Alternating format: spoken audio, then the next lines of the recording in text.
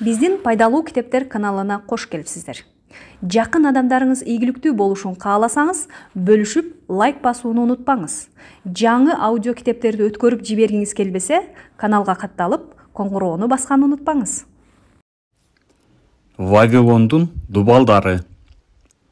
Каардуу аскер, кары банзар байыркы Вавилон дубалдарынын үстү жагындагы өткөөлдө кароолдо турду.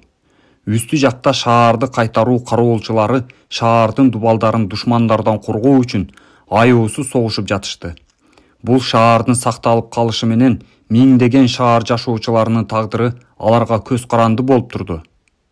Дубалдын ар жагынан кол салган душмандардын кыйкырыгы, миңдеген аттардын дүбүртү, шаардын коло дарбазасын ургулаган чокморлордун дабышы кошулган күңгүрөгөн үндөр угулуп жатты. Ички жагында капыстан душмандар тарабынан дарбаза ачылып кетсе, согушка даяр турган аскерлер катарга тизилип турушат. Мындай жоопкерчиликке каршы турууга алардын саны аздыгы, күчүнүн жетпестиги анык. Вавилондун падышасы өзү баштаган аскерлери алыскы батышка аттанып, ал жакта эламиттерди чабууга кетишкен. Бирок күтүлбөстөн түндүк тараптан кол жеткис ассирийлер каптап киришти. Азыр дубалдар алардын кысымына туруштук бериши керек. Антпесе Вавилон толук курчоодо калат. Банзардын тегерегинде өңдөн кеткен, корккон шаар тургундары топтолуп, кармашуунун жүрүшүндөгү акыркы кабарларды угууга келишти. Дубалдын кере беришинен улам ташып өтүп жаткан жарадарларды, курман болгондорду коркуп карап жатышты. Дал ушул жерде чечүүчү кармаш жүрдү. 3 күндүк курчоодон кийин душмандар бул дубал менен дарбазага күтүлбөгөн күчтүү чабуулду жасашты. Шаарды коргоочулар душмандарга жаанын огун жаадырышып, дубалдын үстү жагынан тепкичтерди кулатышып, жасалган көпүрөлөрдү талкалашып, от күйгүзүп душмандар тарапка ыргытып, шаардын ичине кирүүсүнө болушунча тоскоолдуктар жасап жатышты. Кары банзар чабуулдун жүрүшүнөн кабар алып турганга белгилүү ордунан жылган жок. Анын орду согуш талаасында абдан жакын болгондуктан алгачкы кабарды ал алып турган. Анын жанында пайда болгон жашы бир топко таяп калган соодагер корккондон калтыраган колу менен аны чакырып: "Айтчы мага, айтчы, алар кире алышпайбы? Менин уулдарым азыр падышачылыктан алыс тарапта. Мени жана мени каарыган байбичемди коргой турган эч ким жок. Менин товарларымдын баарын талап кетишет. Тамак ашымдын баарын жеп алышып, мага эч нерсе калтырышпайт. Байбичем экөөбүз коргонууга жана кулчулукка көтүүгө абдан карыбыз. Биз ачкачылыктан азап жеп, андан кийин өлөбүз. Айтсаң, алар шаарга кире алышпайбы?" "Тынчтан, ак бээлдүү соодагер", деп жооп узатты кароол. "Вавилондун дубалдары бекем. Кайтып базарыңа барып, байбичеңе айт, шаардын дубалы сени жана сенин байлыгыңды падышанын казынасында эле сактаарын айт. Дубалга жашын, атылган жаан огу сага тийип калып жүрбөсүн." Соодагер кетери менен баласынын колуна көтөргөн аял анын ордунда пайда болду. "Аскер жогору жакта эмне болуп жатат? Байкуш күйөөмө күч берүү үчүн мага чындыкты айткыла. Ал оор жаракаттан улам калчылдап жатат. Балам экөөбүздү коргогусу келет. Эгер шаарга душмандар кирип келсе, кыйноо абдан катуу болот деп айтып жатат." "Кейбе, сен энекеси, дагы кайра эне болосуң. Вавилондун дубалы сени дагы, балдарыңды дагы коргойт. Биздин кайраттуу кароолчуларыбыздын үнүн укпай жатасыңбы? Алар майга чалынган от менен дубалга чыгууга аракеттенген душмандарды аткылап, өрттөп жатышат. Ооба, угуп жатам. Анан дагы душмандардын биздин дарбазаны талкалап кирүүгө аракеттенип, ургулаган чокморлорунун дабыштары дагы угулууда. Күйөөңө айтып барып, биздин шаардын дарбазасы чокморлордун соккусуна туруштук бере алаарын айт. Анан дагы айт, душмандар дубалга чыккылары келет, бирок аларды жогоруда найзанын соккусу күтүп турат. Жолдон абай бол. Тетиги үйлөрдүн далдоосу менен чурка." Банзар оор куралдуу күчтөрдүн бекемделишине жол берип, капталга жылды. Оор калканды көтөрүп, салмактуу баскан аскерлер жанынан өтүп жатканда, анын жанында кичинекей кыз пайда болду. Аскер, айтсаң, биз ишенимдүү коргоодобузбу? Деди ал. Мен абдан катуу ызы чунугуп жатам. Кан болгон адамдарды көрдүм. Мен аябай коркуп жатам. Биздин үй бүлөбүзгө, апама, иниме, эң кичинекейибизге эмне болот? Каардуу аскер кичинекей кыздын жүзүн кароого башын төмөн кылды. Коркпо, кичинекей. Вавилондун дубалы сени, үй бүлөңдү, энеңди, бөбөктөрүңдү коргойт. Сактык үчүн атайын 100 жыл мурун падыша Семирамис ушул дубалдарды жасаткан. Ушул жылдар аралыгында чети да ураган жок. Үйүңө барып, энеңе айт. Вавилондун дубалдары баарыңарды коргойт. Күндөн күнгө Банзар дубалдын үстүндө туруп, уламдан улам күчөгөн аскерлер дубалга чыгууга аракет кылып жатканын, салгылашууда кан төгүлүп, жаракат алгандар менен өлгөндөр көбөйгөнүн көрүп жатты. Анын корккон шаар тургундары тегеректеп, дубал душмандарга туруштук бере алаарын биринен бири өтүп сурап, тынчтары кетти. Каарыган каардуу аскер баарына жакшы жооп узатты. Вавилондун дубалы силерди коргойт. Туп-туура 3 жума 5 күн айыгышкан кармаш жүрдү. Жанынан шаарды коргоп, төмөн карай жаанын, найзанын огун кадап, жарадар болуп өтүп жаткандарды көрүп тиши кычырады. Күн санап дубалдын түбүндө курман болгондордун саны өстү. Ар бир түнү ал денелерди жыйнап, жерге берип жатышты. 4-чү жуманын 5-чи түнүндө кармашуу алсыздагансыды. Бирок таңдын алгачкы шоолалары чачыраган учурда сандаган аскерлердин артка кайтып кетип жаткандыгы чаңыл көзгө даана урунду. Шаарды коргоочулар кубанычтуу добуш менен кыйкырышты. Бул кыйкырыкты башка аскерлер дагы жаңыртышты. Анын шаардын көчөдөгү жашоочулары коштошту. Бат эле желдей тараган кубанычтуу кыйкырык шаарды каптады. Жашоочулар үйлөрүнөн чуркап чыгышты. Көчө толкунданып, кубанган элге толду. Канча убакыттан бери коркунучтан калтырап отургандар кубанычтуу кыйкырып жатышты.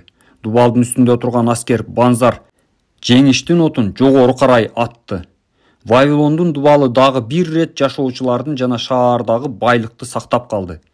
Жүздөгөн жылдар бою Вавилон сакталып келди. Анткени ал ишенимдүү корголгон болчу.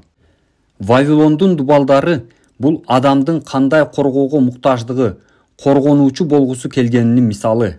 Бүгүн да ошондой эле күчтүү.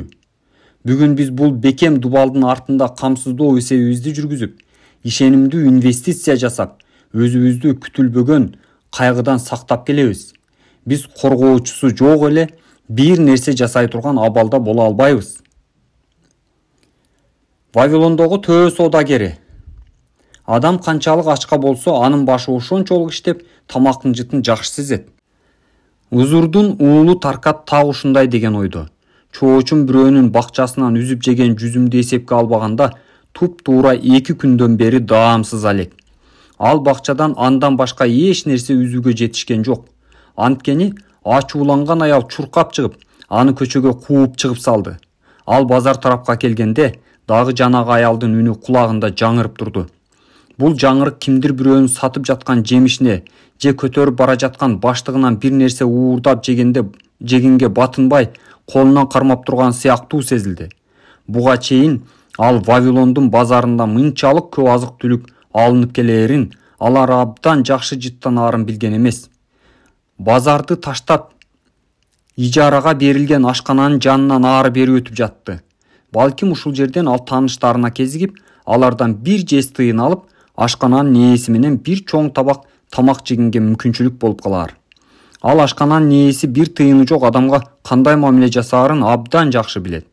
Өзүнүн ою менен болуп жатып, көп каалай бербеген адам төө сатуучу соодагери Дебасир менен бетме-бет келе түштү.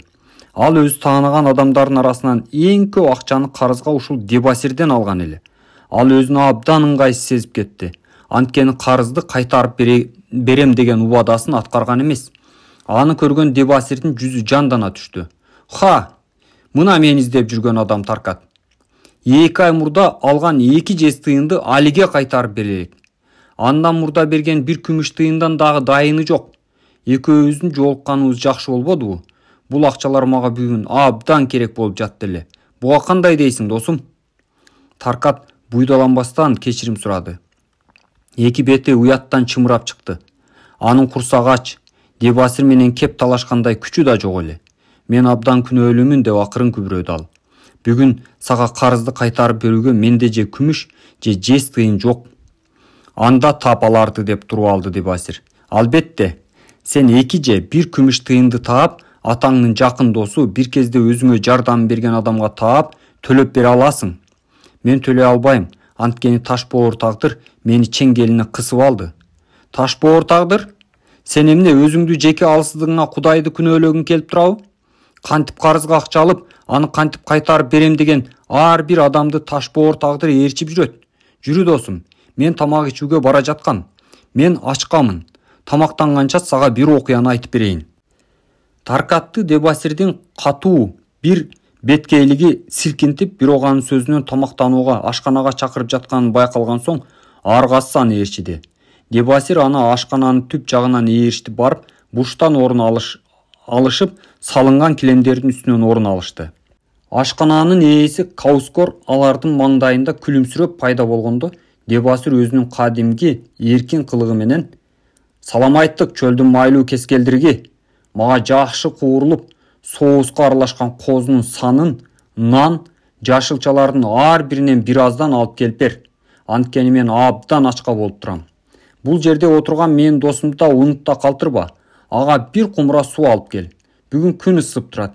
Бир аз муздатууну унутпа." Таркаттын жүрөгү түшүп калды. Бул адам козунун куурулган санын кантип сугалактана жеп жатканын өзү суу ичип карап отурабы? Ал эч нерсе деген жок. Тынчтык дегенди өз убагында билбеген Дебасирге эмне деп айтууну таба алган жок. Ашкананын башка кардарларына жылмая кол булгалаган ал сөзүн улантты. Жаңы эле Урфадан кайтып келген саякатчыдан өзгөчө таштын бир бөлүгү бар бай адам тууралуу уктум. Ал таш ушунчалык жука кесилет экен, анын жукалыгын баарын көрө алышат экен. Ал жамгырдан коргонуш үчүн андай жука бөлүктүн өзүнүн үйүнүн терезесине коюптур. Таштын түсү сары экен. Эгер ал таштын бетинен жарыкты карай турган болсо, бул жашоо таң калыштуу көрүнүп, чындыкка коошпойт деп саякатчы айтты. Буга сен эмне дейсиң, Таркат? Адам жашоону кадимкиден башкача көрө алабы? Менин оюмча караса болот, деди ал, Дебасирдин алдына келген козунун майлуу санына көбүрөөк кызыгып. Мен дагы ошентип ойлойм. Анткени мен дүйнөнү таптакыр башка жактан карап көргөм. Ал анын чыныгы дүйнө менен салыштырып караганда андай экендиги тууралуу мен өзүм кантип жашоонун кадимки түсүнө көрүүгө кайтып келгеним тууралуу сага айтып бергим келип турат. Дебасир жакшы окуя айтып бергенин жатат деп жанындагысына шыбыраган жакын отургандардын бири килемчеси менен тамагын бээр тартып ага жакындап келип отурду.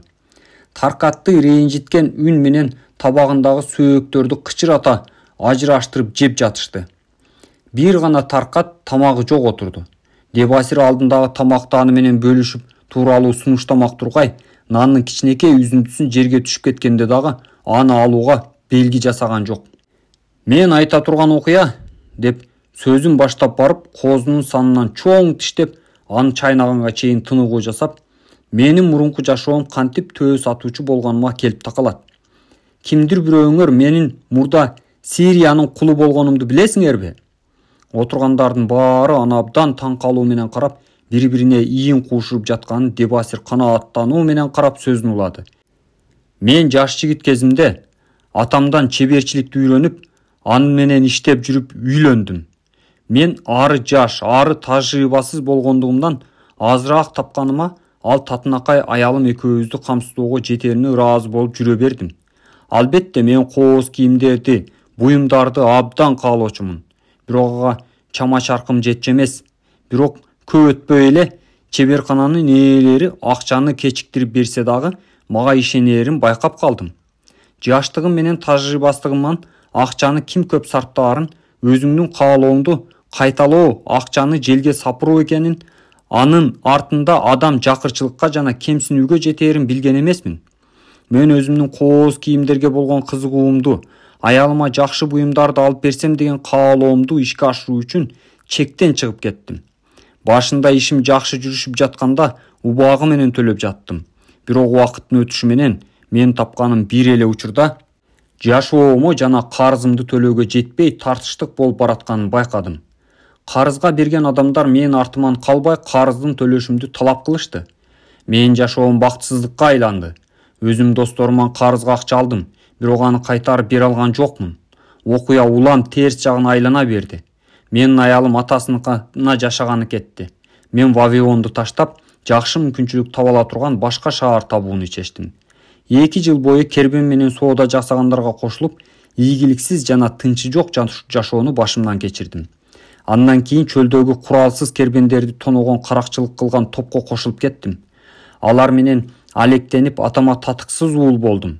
Бирок мен жашоону таптакыр башкача карап, жогорудагы айтылгандай жука кесилген таштын ар жагынан карагандай болуп, чыныгы жашоо кандай экенин мойнума алууга даяр эмес элем.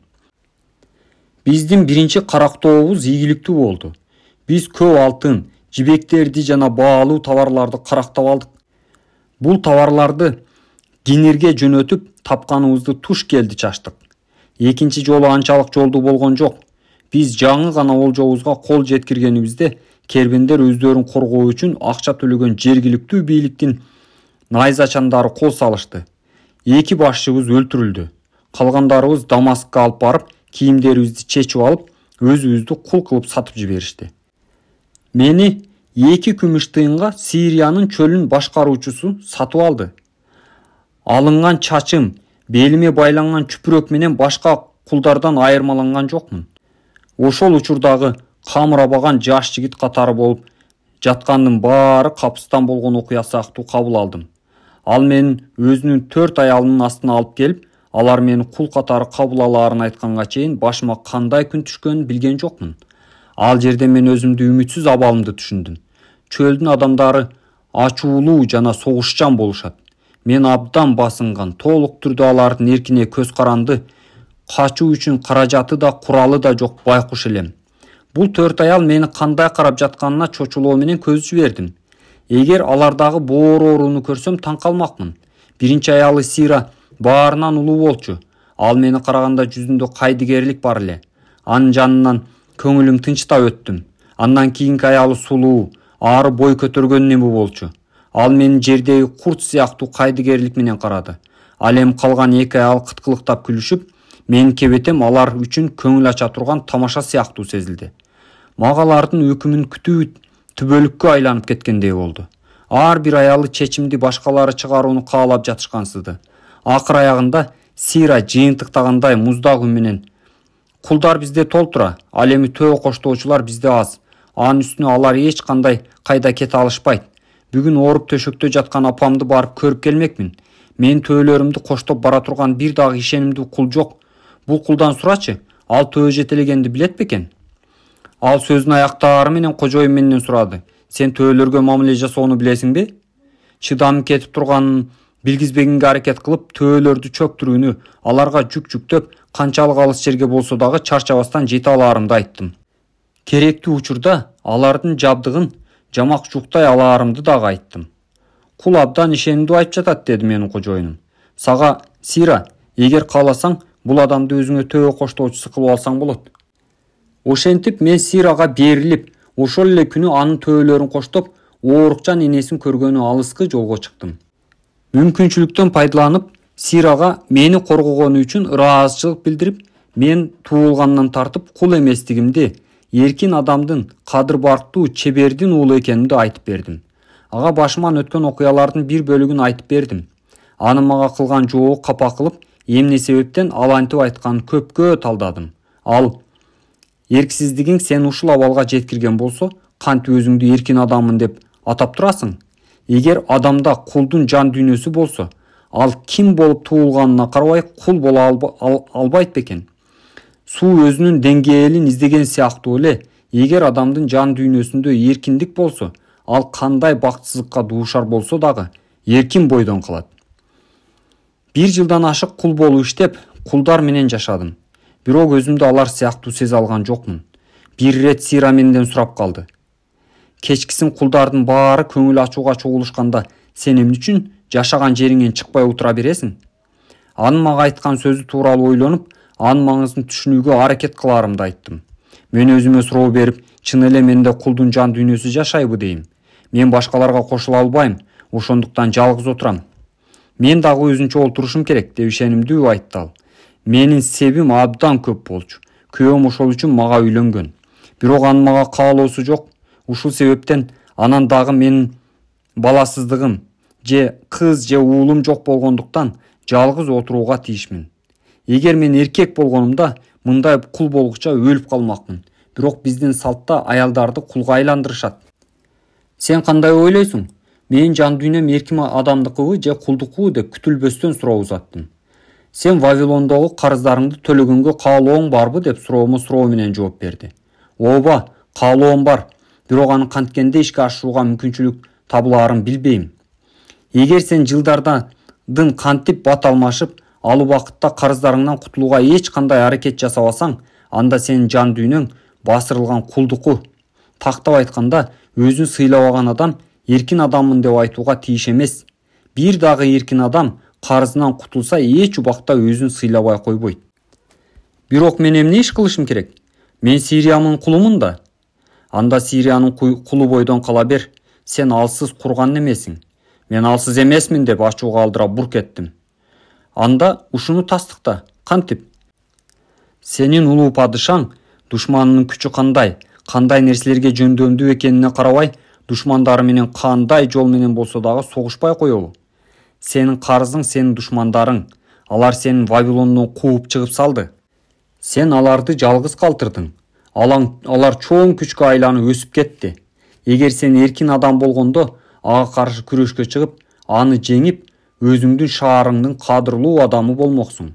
Бирок сенин жүрөгүңдө алар менен күрөшүүгө каалооң жок. Бирок көрүп тургандай, сенин адамдык абийириңе шек келип, Сириянын кулу болдуң. Мен анын айыптоосуна каршы бир топ сөз камдап, бирок жан дүйнөмдө кул эместигимди тастыктап берүүгө аракеттенгеним менен сөз сүйлөөгө мүмкүнчүлүгүм болгон жок. 3 күндөн кийин Сириянын кызматчы аялы келип, менин кожойкеси чакырып жатканын айтты. Менин апам кайра ооруп калыптыр деди ал. Күйөөмдүн үйүнөн 2 төөнү кармап келип току. Чанаштарга алыскы жолго жете тургандай суу куюп арт. Кызматчы аял сага ашканадан азык түлүк берет. Мен кызматчы аял берген азыктарды төөгө артып жатып, анын көптүгүнө абдан таң калдым. Анткени кожойкенин ээси 1 суткага жетпеген аралыкта жашачу. Мен кожойкеге минген төөнү жетеледим. Арткы төөгө кызматчы аял минди. Биз Сириянын энекесиникине жеткенде караңкы кирип калган эле. Сирия кызматчысын киргизип жиберип менден сурады. Дебасир, сен жан дүйнөң эркин адамдыкыбы же кулдукубу? Эркин адамдыкы деп ишенимдүү жооп бердим. Аны тастыктоого сенде бүгүн мүмкүнчүлүк бар. Сенин кожоюнуң бүгүн катуу ичип жатат. Анын жардамчылары дагы мас. Мына бул төбөлөрдү ал дагы кач. Бул жердеги капта сенин кожоюнуңдун кийимдери бар. Кийимиңди алмаштырып ал. Мен оорулуу апама кирип кеткенимде качып кетиптир деп коем. Сенде канышанын жүрөгү бар деди мага. Сенин бактылуу кылуу үчүн кошо алып кетким келет. Алыскы чоочун өлкөдөн бакыт издеген качкын аялда эч убакта ал болбойт. Өзүңдүн жеке жолуң менен кет. Жолдо Кудай сени колдосун. Узак жолдо тамак аш, суусундук керек болот деди ал. Мага мындан артыктын кереги жок эле. Жылуу маанайда ыраазычылык билдирип караңгы түнгө сиңип жөнөдүм. Мен бул чоочун өлкөнү билчү эмесмин. Бирок Вавилон кайсыл тарапта экенин баамдачумун. Ошондуктан чөлдү аралап сапар алып жөнөдүм. Бир төөнү минип, экинчисин жетелеп алдым. Ал түнү кийинки күнү дем албай жүрүп отурдум. Антпесе куугун жетсе кожоюн төөлөрүн уурдай качкан кулду кандай жаза күтүп турарын жакшы билчүмүн. Кийинки күнү кечинде абдан жолу жаман жерге туш болуп, буттарына таш тилген төөлөрүн баса албай ташкап калышты. Жолду катар бир дагы адамды жандыкты кездештирген эмесмин. Эмне себептен алар бул жакта мен баспай турганын эми түшүндүм. Бул адам канча жашаса дайым айтып жүрө турган сапар болду. Күндөн күнгө кыйналуу менен алдыга жылып жаттык. Суу, тамак аш түгөндү. 9-күнү кечинде минип бара жаткан төбөмдөн кулап түштүм. Алсыздыгымдан, күчүмдүн жогунан кулаганымды өзүм түшүнүү менен куладым. Таң ата баштаганда гана көзүмдү ачтым.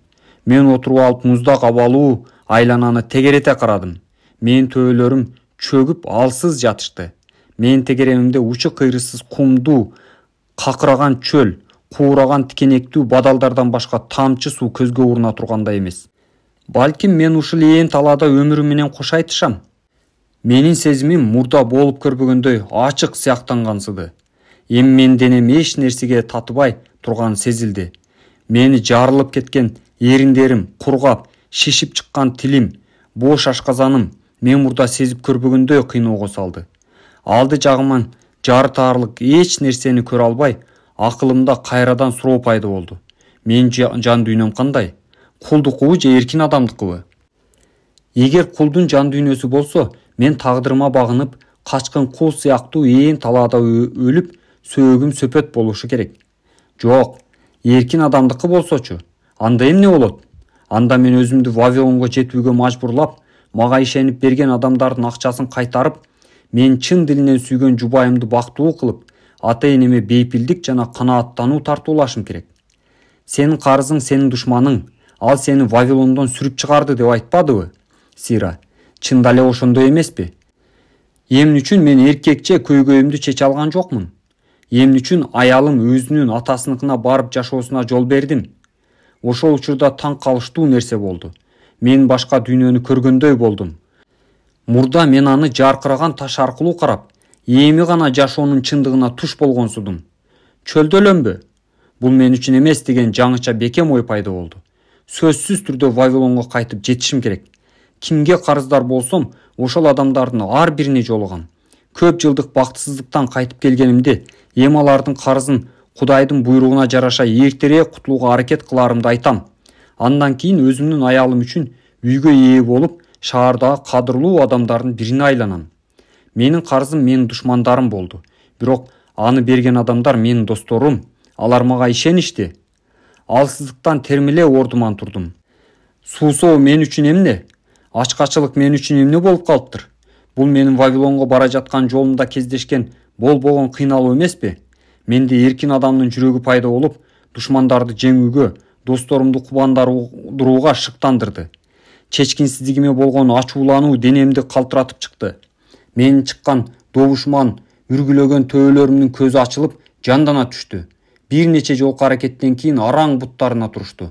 Андан кийин Вавилон ушул тарапта деп мага бирөө айткандай туюу менен түндүктү карай сапарыбызды ийгилик улады. Биз суу таптык. Көптөгөн мөмөлүү, түшүмү мол жерлерди басып өттүк. Вавилонго алып барчу жолду таптык. Анткени эркин адамдын жүрөгүнүн туюму да мыкты болот экен. Эркин адамдын жүрөгү туура жолго түшкөндө, кулдун жан дүйнөсү менин колумдан эмне келет, мен кулмун да деп ыйлап турат. Таркат мындан сен эмнени түшүндүң? Сенин ачка ашказаның башыңды иштеттиби? Өзүңдү сыйлоого багытталган жолго түшүүгө даярдысыңбы? Жашоонун чыныгы көз караш менен көрө алдыңбы? Кайрадан Вавилондун кадырлуу адамына айлануу үчүн карыздарыңды төлөөгө даярсыңбы? Жигиттин көзүнөн жаш куюлду. Ал тизеле отура калды. Сен мага жашоону сүрөтүп көрсөттүң. Менде эркин адамдын жүрөгү ойгонгонун азыр эле сезе баштадым. Бирок сен кайтып келгенден кийин кандай жашадың деп тегеректе отургандардын бир кызыгуу менен Дебасирге суроо узатты. Эгер чечим кабыл алынса, анда каражат дагы табылат, деди Дебасир. Эми менде чечим болгон соң каражат издөөгө кириштим. Алгач кимге карыз болсом, ошол адамдардын баарын кыдырып жолугуп чыктым. Алардан алган акчаны бир аз күтө турушса, иштеп таап төлөй турганымды айттым. Албетте алардын кээ бирөөлөрү мага капа болушту. Айрымдары чын дилинен жардам беришти. Алардын бири мага чын дилинен жардам берди. Бул сүткор Матон болчу. Менин Сирияда төө жетелегич болгонумду уккандан кийин мени төө соодагери, биздин акылман падышабыз жүрүшкө даярданып көп төө сатып алууну каалаган кары Небатурга жиберди. Аны менен иштегенде көп нерсени үйрөндүм. Акырындап мен жез тыйындарды көмүш тыйындарга алмаштыра баштадым. Акыр аягында башымды жогору көтөрүп, элдин арасындагы кадырлуу адам болууга жетиштим. Андан кийин ашканачыга кайрылып, "Каускор, сен эмне? Үлүлсүңбү?" деп ашканадагылар угуш үчүн катуу үн чыгара кыйкырды. "Тамак муздап калды. Мага жаңы эле куурулган эттен көбүрөөк алып кел." Анан дагы абдан көп кылып менин эки эски досумдун уулу курсагы ач Таркат үчүн дагы эт алып келчи. Байыркы Вавилондогу төө соодагери Дебасирдин баяны ушинтип аяктады. Биздин пайдалуу китептер каналына кош келипсиздер. Жакын адамдарыңыз ийгиликтүү болушун кааласаңыз, бөлүшүп, лайк басууну унутпаңыз. Жаңы аудио китептерди өткөрүп жибергиңиз келбесе, каналга катталып, коңгуроону басканды унутпаңыз. Вавилондогу ылай такталар. С. Свитин атындагы колледж, Ноттингем университети, Наркон-Трент, Ноттингем, 1934 жыл, 21 октябрь. Профессор Франклин Колдуэллге Британ илимий экспедициясы аркылуу Хиллах, Месопотамия.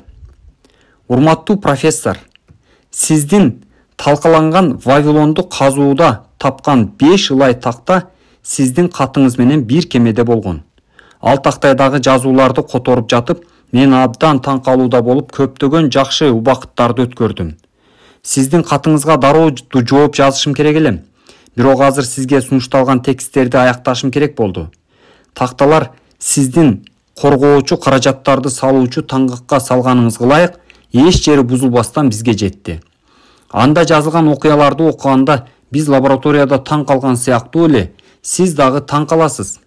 Негизи тээ алыскы бозомук доордо жашаган адамдар сүйүү тууралуу окуяларды, баяндарды калтырган деп билчүбүз. Сиз билгендей, андайларга араб түндөрү кирет.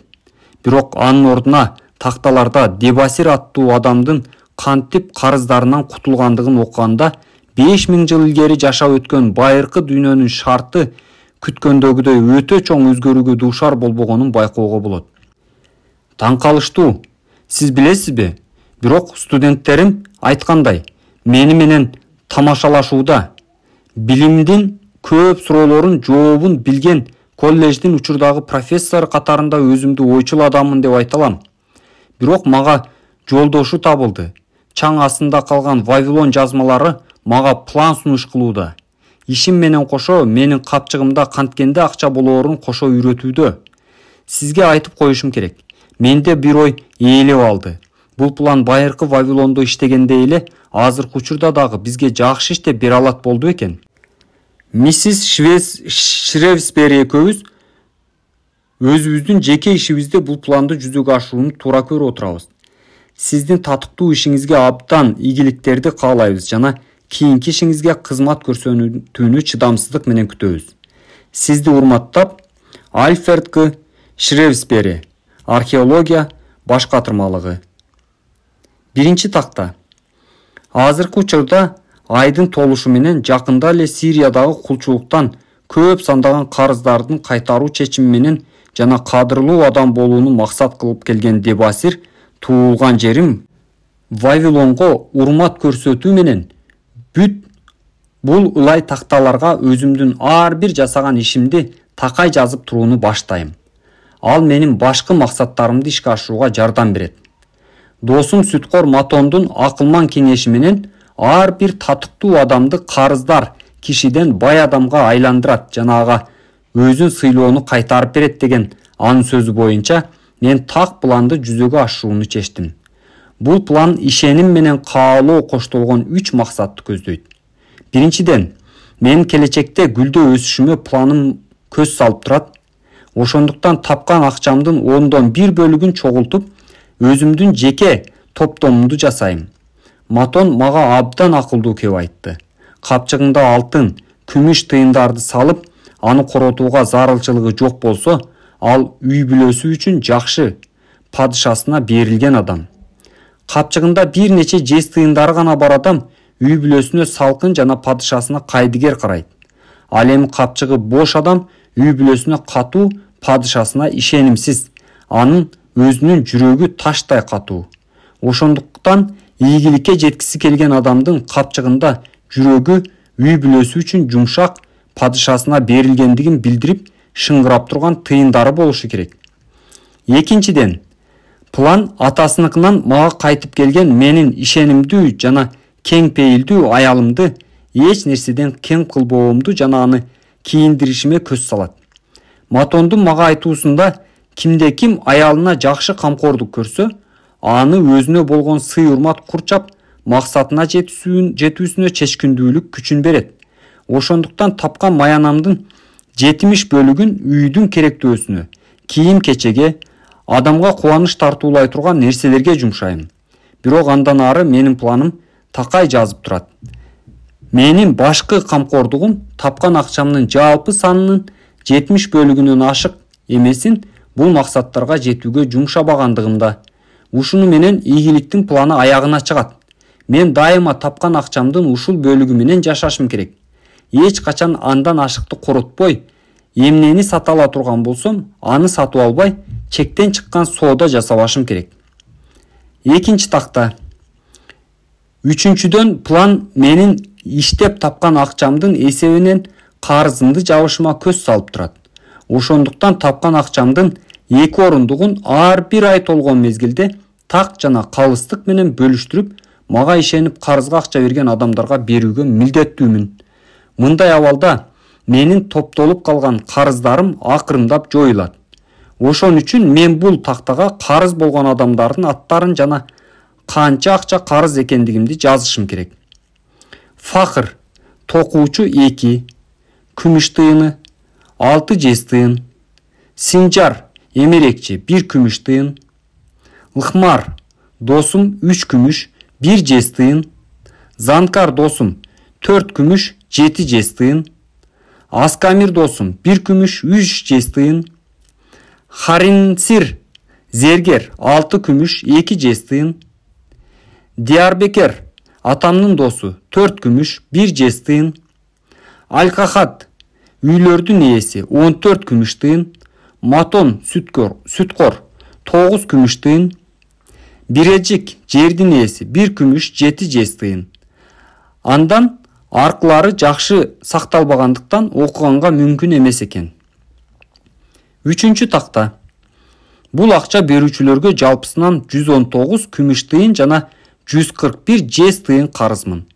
Ушунчалык акчаны мойнума ийилип, андан кантип кутулууну бирдей өзүмдүн келесоолугумдан аялымды алыстатканына атасыныкына карай жиберип, өзүм киндик каным тамган жерди таштап, баюунун оңой жолун издештирип кетип, жыйынтыгында кыйынчылыкка дуушар болуп, кулчулукка сатылдым. Эми Матон мага карыздарымды кантип жабууга болоорун жолун көрсөтүп бергенде гана келесоолугумдун тереңин түшүнүп, туура эмес кадамдарга көз жумуп койгонумду мойнума алам. Ошондуктан мен ар бир насыя берүүчүгө барып, аларга тапкан акчамдын башка карызды кайтарып берүүгө булак жок экендигин түшүндүрүп, карыздарды улам четинен жабыш үчүн тапкан акчамдын бир бөлүгүн ага жумшайм. Эгер алар чыдап турушса, акырындап карыздарымдын баарын төлөп берем. Эң жакын досум деп жүргөн Лыхмар мени жаман сөз менен уруша баштаганда ага таарынып кетип калдым. Жердин ээси Биренжик биринчи анын акчасын төлөп бүтүшүмдү, акчадан кыйналып жатканын айтты. Ал эми көп үйлөрдү жалга берген Алкахат мени абдан капа болуу менен тосуп алып, эгер анын карызын кутулбасам, мен жагымсыз абал күтүп турганын сөзүндө бекемдеди. Калгандарынын баары менин сунушумду туура кабыл алышты. Ошондуктан мен азыр бул иштердин кайсы бир учурунда аягына чыгаарына ишенимде болуп калдым.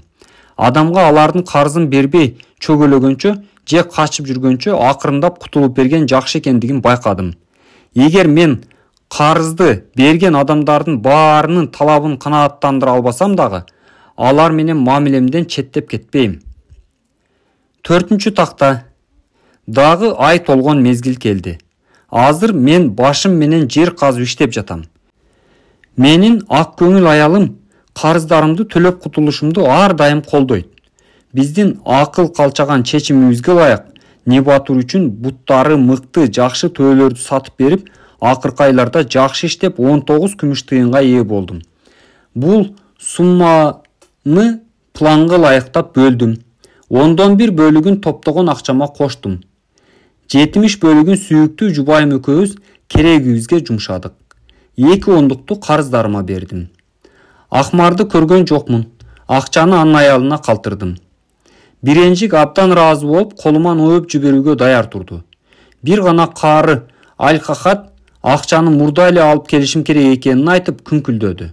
Ага, эгер менин тапканым көп болгондо же башка дагы нерселерге жумшашым керек болбосо, эч-ак эле карызынан кутулмактыгымды айттым.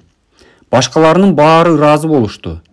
Менин тырышчаактыгыма мактоолорду жаадырышты. Эми менин карыздарым 4 күмүш тыйынга азайды. мурда болуп көрбөгөндөй жүрөгүмдө жеңилдик байкалды. Дагы айт болду. Мен болгон аракетимди жумшап иштедим. Бирок ийгиликке кол жеткизүү мүмкүн болгон жок. Бир аз гана төөлөрдү сатып алып, 11 күмүш тыйын иштеп таптым. Анткени менен жана жубайым планга бекем таянып, эч нерсеге карабай, жаңы кийим сатып албай, аз тамактандык.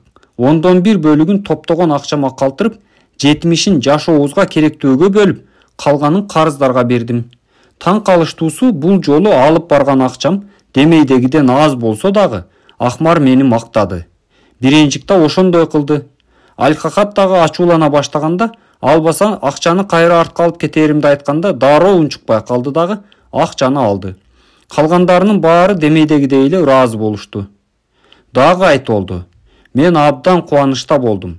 Мага мыкты төөлөрдүн үйрүн сатып алуу мүмкүнчүлүгү болуп, анын жыйынтыгында 42 күмүш тыйын таптым. Бул айда аялым экөөбүз көптөгөн керектүү бут кийимдерди, жаңы кийим сатып алдык. Бул айда жакшы тамактандык. Эт жегенге шарт түзүлдү. 8 күмүш тыйындан ашыкты карыздарыма тараттым. Биздин карыздан куткарып, байыууну тартуулаган план биз үчүн бийик. Ал планды сактоо бизге көз каранды. Бул тактага жаза элегимден бери 3 жолу айт болду. Ар бир жолу өзүмө тапкан акчамдын 1/10 бөлүгүн алып калып жаттым. Учурунда оор болгондугуна карабай, аялым экөөбүз 70 бөлүгүн турмуш тиричиликке жумшадык. 10/2 бөлүгүн карыздарыма бердим. Менин эми капчыгымда жеке өзүмө таандык 21 күмүш тыйын бар. Бул менин башымды жогору көтөрүп, досторумдун арасында болгондо сыймыктануу сезимин тартуулайт. Аялым үйдү жакшы күтүп, кийимдерибизге камкордук жасайт. Биз бирге жашаганыбыз үчүн бактылуубуз. Бул план ченемсиз бактылуулукка ээ. Ал эмне мурунку кулду татыктуу адамга айланткан жокпу? 5-такта. Кайрадан айт болду. Тактага жазууга түшүрө электигиме көп болгонун билем. Негизинен 12 жолу айт болду. Бирок бул күнү мен тактага жазбай кое албайм. Анткени бүгүн акыркы карыздарымды төлөп бүттүм. Бул күнү аялым экөөбүз өзүбүзгө майрам тартууладык. Анткени максатыбыз ишке ашты. Акыркы жолу насыяларыма барганда көпкө эстеп жүрө турган окуялар болду. Акмар өзүнүн туура эмес сөздөрдү айтканы үчүн кечирим сурап, менин баарынан көбүрөөк досум деп атагысы келгендердин бири экендигимди айтты. Карыя алкахат болсо, акыр аягы мага терс мамиле жасабай, мага төмөндөгүдөй деди. Качандыр бир учурда сен кандай адам болбосун, колуңа алып, ийлене берген жумшак ылайдын бөлүгү элең. Эми сен катуу колонун бөлүгү болдуң. Бычактын соккусуна да туруштук бере аласың. Эгер сага алтын же күмүш тыйындар керек болсо, кайсы учур болбосун мага келе бер. Мен тууралуу жакшы ойдо ал жалгыз эле болгон жок. Көптөр мага урматтоо менен мамиле жасашты. Менин кең пейил жубайым мени караса көзү жайнап турат. Өзүмө болгон ишенимим дагы мени кубандырды. Пландын артында мен ийгиликке жетиштим. Ал мага карыздарымдын баарынан кутулууга мүмкүнчүлүк берди. Андан тышкары капчыгымда күмүш тыйындар сыяктуу эле алтын тыйындардын дагы шыңгырап турушуна жол ачты. Ким алдыга жылгысы келсе, ошолордун баарына сунуштайм. Эгер бул план мурунку кулду баардык карыздарынан кутулуусуна мүмкүнчүлүк берсе, капчыгыңда алтын, күмүш тыйындардын шыңгырап туруусуна жеткирсе, эмне үчүн башка адамдар дагы каржылык көз карандылыгын чечип бере албасын? Мен өзүм бул план менен иштөөнү токтоткон жокмун. Эгер мен мындан ары да аны колдоно берсем, ал сөзсүз мени элдин арасындагы бай адамга айландырарына ишеничтемин. Светин атындагы колледж, Ноттингем университети, Наркон Трент, Ноттингем, 1936 жыл 9 ноябрь. Профессор Франклин Колдуэллге Британ илимий экспедициясы аркылуу Хиллах, Месопотамия. Менин кымбаттуу профессорум, эгер сиздин мындан арыдагы Вавилондогу урандыларды изилдөөңүздү улантууда бул шаардын мурунку жашоочусу, төө сатуучу соодагер Карыя Дебасирдин арбагын кездештирип калсаңыз, анда мага бир жакшылык кылып коюңуз. Ага анын бир кезде ылай тактага жазган жазуулары Англиядагы колледжде иштеген 2 адамдын өмүр бою ыраазычылыгына татыды. Эсиңиздеби, сизге 1 жыл мурда жазган катымда миссис Шверсберри экөөбүз анын карыздардан кантип кутулуп, капчыкта кантип тыйындардын шыңгырагы пайда кылаары тууралуу планын ишке ашырып көрөлү деп жатканыбызды айткам. Биздин учурда карыздарыбызды досторубузга айтпай жашырып келгенибизди баамдасаңыз керек. Биз көп жылдардан бери эски карыздарыбызды жаба албай кыйналып келген элек. Айрым соодагерлер бул сырыбызды ачып, жыйынтыгында менин коллежден кууп чыгып салабы деген коркунуч менен жашадым. Биз төлөп эле жаттык, бирок бул абалды кармап турууга араң жарачу. Андан тышкары биз азыктарды баасы жогору экендигине карабай насыяга берген жерлерден алууга аргасыз болдук. Бир канча аракет кылсак дагы күрөшүбүз жыйынтыксыз болуп жатты. Бир арзаныраак батирге жете алган жокпуз. Анткени ижарачыга карызга баттык. Биздин абалыбызды жакшырта турган эч нерсе жок сыяктанып калган. Ушул жерден сиздин кары төө сатуучу соодагериңиз пайда болуп, анын жазган кеңештерин колдонуп көргүбүз келди. Тапкан акчабыздын 1/10 бөлүгүн топтоп, 70 бөлүгүн өзүбүздүн жашообузга сарптадык. Ал эми 20 бөлүгүн карызга берүүгө келгенде, айрым карыздарыбызды төлөп бүтүүгө 2 жылдан ашуун убакыт керектелет экен. Биз карыз болгон адамдарга барып улам четинен берип турарымды айтсам, алар баш тартышкан жок. Андан кийин 70 бөлүгүн кантип пайдалануу тууралуу пландап, дагы 10 бөлүгүн капчыгыбызга тыйындын үнүн шыңгыратып туруш үчүн топтоону туура көрдүк. Чындап эле, мындай план менен өмүр сүрүү жашоону өзгөртүп үмүт берет экен. Бир катта баарын жеткире жазып жиберүү кыйын, бирок жыйынтыгында биз карыздарыбызды жабууга да, капчыгыбызды акча болуп өзүбүздү кубантууга да жетиштик. Топтогон акчаны банкка салып койдук эле, ал өзү менен өзү көбөйүп жатат. Эми мен мугалимдиктен кеткенде кантип жашайм деп коркпойм. Буга ишениш кыйын болот чыгар, бирок бул кашкайган чындык. Карыздарыбыз жабылып, аны менен катар топтогон акчабыз дагы көбөйүп жатты. Каржылык абалыбыз мурункудан да жакшырып калды. Биз мындан ары өмүр бою тапканыбыздын 70 бөлүгүнүн ашыгын сарптабайбыз деген чечимге келдик. Эми менин эмне себептен кары соодагерге ыраазычылыгымды жеткириңиз деген сөзүмдүн төркүнүнө түшүнгөн чыгарсыз. Ал баарын ойлогон. Ал өзүнүн ачуу чындыгы башка адамдарга дагы жардам беришин каалаган.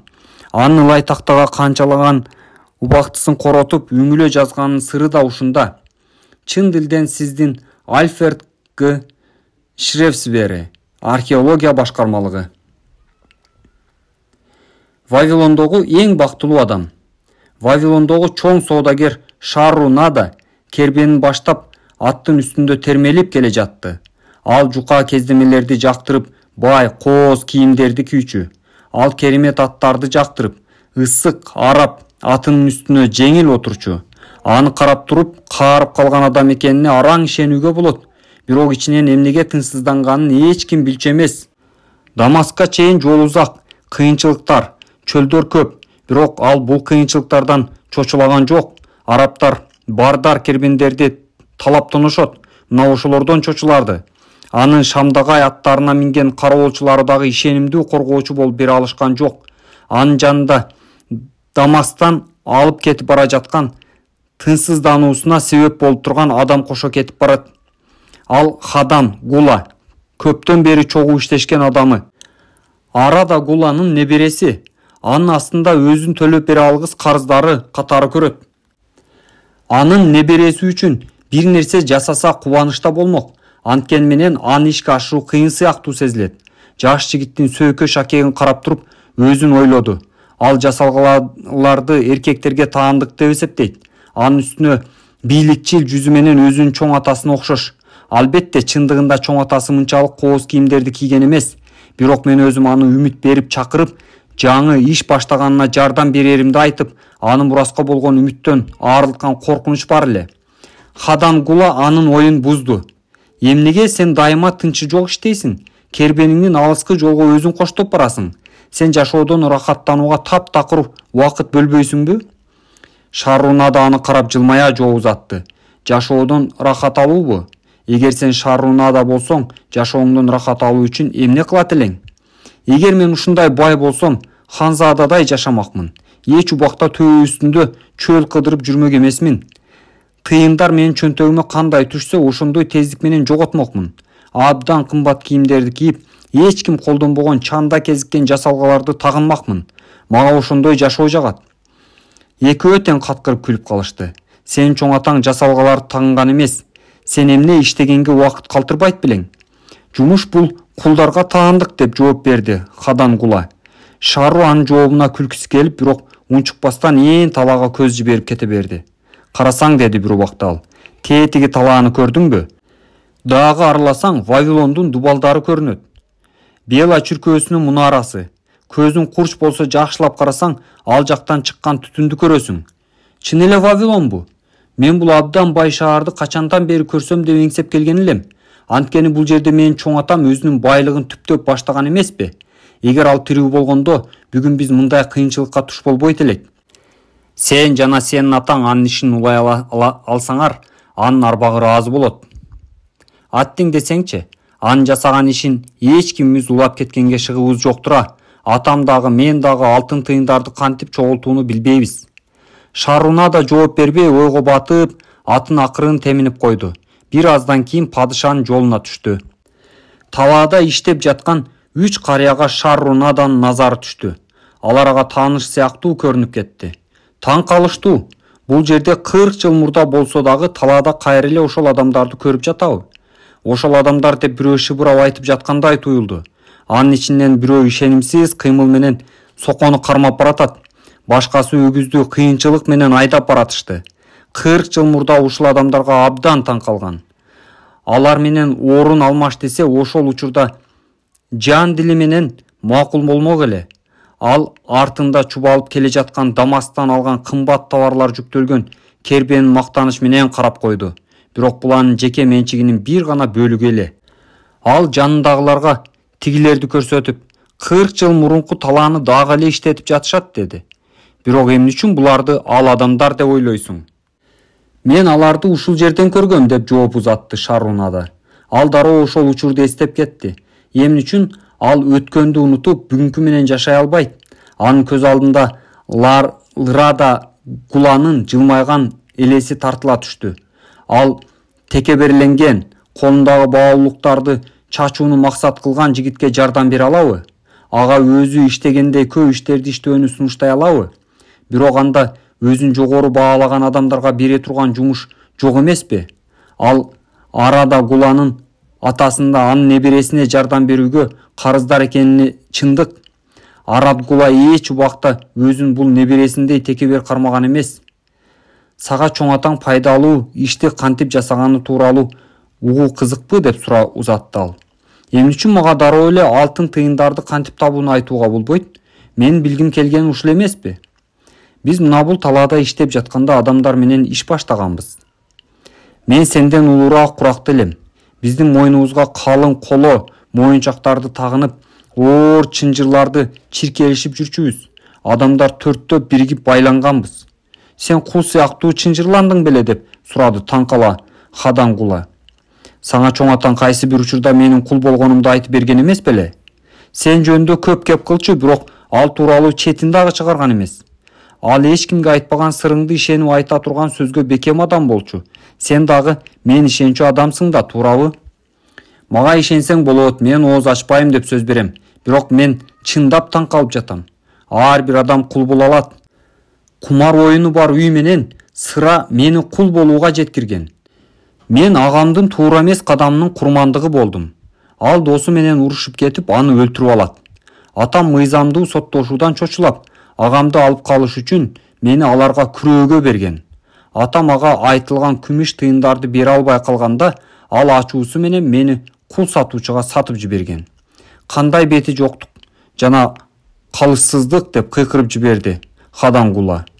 Анан эркиндикке кантип чыгып калдың? Ага да кезек келет. Окуяны улантууга уруксат бер. Биз жакындаганда ал жердегилер бизди карап шылдыңдай күлүшүп, арасынан бирөө баш кийимин чечип кийип, падышанын коноктору Вавилонго кош келипсиңер. Ал силерди шаардын дубалынын жанында күтүп жатат. Силерди ылайдан жасалган кыштардан шорпо жасап ичесиңер деди. Калгандары кыраан каткы күлкү салышты. Падыша дубалдарын жанында күтүп жатат деп эмнени айтты дедим жанымда. Коштолуп бара жаткан пираттан сурап. Биз билебиз, жарабай калгыча дубалдардын кирпичин ташыйбыз. Балким алар биздин белибиз жарабай калгыча өлтүрүп салуулары дагы мүмкүн. Бирок мен ага жооп бербейм, аларды өзүм өлтүрөм деди. Андан кийин сөз алган Мегидо, алар жөн эле бизди кемсинтип, ачуубузга тийип жатат деп ойлойм. Кожоюн жакшы иштеген кулдарды жакшы көрөт, аларга жакшы мамиле жасайт. Бул түнү мени коркунуч ээлеп алды. Уктай албай койдум. Биз жаткан жерге биринчи түнү кароолчулук кылган кулга сатылган Годосонун жанына бардым. Ал капчыгыңды алып койсо рахмат айта турган каракчы өлө турган. Болбосо мууздап кеткенден деле кайра тартпачудай. Годосо, айтсаң, Вавилонго барганда бизди дубалдын курулушуна салууга сатабы деп шыбырай сурадым. Саган бунун билүүнүн эмне кереги бар? Сен билбейсиңби дедим мен. Мен али жашмын. Жашагым келет. Жумуш жасап өлгүм келбейт. Жакшы кожоюнга туш болууга менде мүмкүнчүлүк барбы? Ал дагы мага шыбырай. Мен сага бир нерсе айтайын. Сен жакшы жигитсиң. Годосонун сага эч кандай жамандыгы жок. Алгач биз кулдарды саткан базарга барабыз. Эми угуп ал. Сатып алуучулар келгенде аларга мен сиздер үчүн жакшы жумушчумун, жакшы кожоюнга кызмат кылууну каалайм деп өзүң сатып алууларын айт. Эгер бул күнү антип айтып сатылып кетпесең, кийинки күнү кыш ташыйсың. Бул абдан оор жумуш. Ал кетери менен жылуу кумдун үстүнө чалкаман жатып жылдыздарды карап жумуш тууралуу ойго баттым. Мегиддон өзүмдүн жакын досум санап калгам. Ал ойгоноору менен ага жаңылыкты айттым. Бул биздеги үмүттүн шооласы эле. Кечке маал кумурскадай чубалжып иштеп жаткан Вавилондун дубалын жасаган кулдарды көрдүк. Годосо чындыкты айтыптыр. Алгач бизди кулдардын абагына алып барышты. Кийинки күнү таң эрте кул саткан базарда болдук. Кул сатып алууну каалагандардын баарына жакшы кул болоорубузду жан талашып айтып жаттык. Өзгөчө Мегидо чыдамсызданып ар бири менен сүйлөштү. Бир фермер келип бизди сынай карап жатты. Мегидо алардын фермасы түшүмү тууралуу сурап жатып ага жакшы жумушчу болуп берерин тастыктагандай болду. Кул саткан адам менен көпкө соодалашып жатып, калың капчыгынан тыйын чыгарып берип, Мегидонду алып кетти. Дагы көптөгөн адамдар сатылды. Түшкө маал Годосо мага келип, кул сатуучулар катуу чарчаганын, ким өтпөй калса баарын падышанын сатып алуучуларына өткөрүп жибергени жатат деген акырын айтып кетти. Мен абдан капа болуп турганда бир адам келип, нан жапканды билгендер жокпу деп сурап калды. Ага жакындап айттым. Сага жакшы нан жабуучунун эмне кереги бар? Сендей нан жабуучу тажрыйбасы аздарды издеши керек. Өзүң үйрөтүп алганга эмнеге болбосун? Мени карап көр. Жашмын, күчтүүмүн, иштегенди жакшы көрөм. Мага мүмкүнчүлүк бер. Мен сага жакшы кызмат кылып берем. Сенин капчыгың алтын, күмүш тыйындарга толот. Мен иштегенге дар экеним ага жакты көрүнөт. Дароо эле сатуучу менен соодалашты. Баасы бычылып, сатылып алынганымды билип, ал адам менен кетип бара жатканда өзүмдү Вавилондун эң бактылуу адамы катарында сездим. Мен жаңы үйүм мурда жашаган үйүмө абдан окшош экен. Жаңы кожоюнум Нинанит мага нан жабууну үйрөттү. Ун, буудай, арпалар сакталган жерде өзүмдүн жатуучу текчем болду. Каарыган кул аял Свасти мага абдан жакшы мамиле жасап, анын оор жумуштарына жардам берип койсом кубанып калчу. Бул жерден кожоюнума жакшы иштеп берип, ал мага эркиндик тартуулай турганга аракет жасоомо туура келди. Кожоюнумдан нандын баардык түрүн жасаганды үйрөнүп, ал өзү дээрлик эч нерсе жасабай калды. Ошол учурда менде кантип акча табуу керек деген ой пайда болду. Түшкө чейин нан жасап бүттөм. Калган убактымды Нананайт менен сүйлөшүп, макул болсо башка ишке барып тапканымдан аны менен бөлүшүп турган макулдатмак болдум. Андан кийин эмне үчүн бал татыган нанды көбүрөөк жасап, аны көчөгө алып чыгып сатууга болбосун деген ой келди. Мен ал оюмду кожоюнума айтканымда ал туура кабыл алды. Так сен айткандай жасайбыз. Сен аларды сатасың, ундун, балдын, отундун акчасын чыгарып, калганын тең бөлүп алабыз деди. Мен ага абдан ыраазы болдум. Нанайт мага көчөдө жакшы көрүнүшүм үчүн халатын берип, Свасти аны мага кичирейтип берди. Жасаган нандарыбызды көчөгө алып сатканым көп пайда алып келип, кожоюнум абдан ыраазы болду. Мен өзүмдүн акчама ээ болгонума абдан кубанычта болдум. Нан саткан учурумда мени сатып алуучуларым ар түрлүү адамдардан болушту. Алардын бири сенин чоң атаң Арат Гула болгон. Ал эшекке артып алып килемчелерди сатчу. Ал өзүнө жана 2 кулуна арнап нан сатып алчу. Сенин мага нандарың андан дагы сатуунун жолун билгениң жагат. Бул сенин андан ардагы ийгиликке жетелейт деп айткан эле. Бул сөз ошондо мага кандай таасир бергенин билсең го. Уламдан улам капчыгыма акча топтоло берди. Бир рет Мегидонду жолуктуруп калдым. Ал мага сенин кожоюнуң оюн үйдө көп болчу болду деп айтып калды. Ал 3 эшекке жашылчыларды жүктөп алып базарга бара жаткан экен. Жүзүнөн кубанычы байкалат. Менин ишим абдан жакшы жүрүп жатат. Кожоюнум мени абдан баалайт. Мага ишенип соодасын жасатат. Үй бүлөмө жардам жөнөтүп турат. Жумуш өзүңдүн чоң кайгыңдан арылууга жардам берет. Анда мага бир күнү эркиндикти сатып алууга мүмкүнчүлүк берет. Ошондо менин өзүмдүн фермам болот деди. Убакыт өтө берди. Нанайыт менин соода жасап келишим чыдамсыздык менен күтөт. Келээрим менен акчаны эсептеп бөлөт. Башка райондорго барып сатышымды да каалай баштады. Мен кожоюнумдан кантип эркин болууну каалай баштадым. Бир күнү Свасти мага капаланган түр менен кожоюнуң кайгыга батты деди. Мен ал үчүн чочулайм. Ал бир нече ай мурун оюн столунан утулуп калыптыр. Ал фермерге уун, арпа, буудай төлөбөй сүткордун акчасын бере элек. Алардын баары анын келип коркута башташты. Анын акмактыгы үчүн эмнеге биз тынчсызданышыбыз керек? Биз ага кароого милдеттүү эмеспиз го. Акмак бала десе, кандай түшүнбөйсүң? Ал сүткордон карызга акча алганда сени күрөөгө койгон. Ал сени сатып жиберүүгө акылуу. Мен эмне кылышты билбейм. Ал жакшы кожоюн. Эмне үчүн мындай бактысыздык болуп жатат? Свасти бекер тынчсызданбаптыр. Эртеси мен нан жаап жатканда Сази аттуу сүткор келип калды. Ал мени айланта карап, бул адам татыктуу деди. Сүткор мени алып кетти. Ал белине курчалган капчыгын бекем кармап, үйүнө алып келди. Мени заматта үмүт кылып акча таап жаткан жеримен айрылтты. Сази абдан орой адам болчу. Ал мени шаар аралатып баратып, Нанадиде жакшы иштегенимди жарыялап жатты. Мени талаа жумушуна сатты. Алгаш жакшы иштедим. Андан кийин бардык ындыным өчүп калды. Ооруга чалдыктым.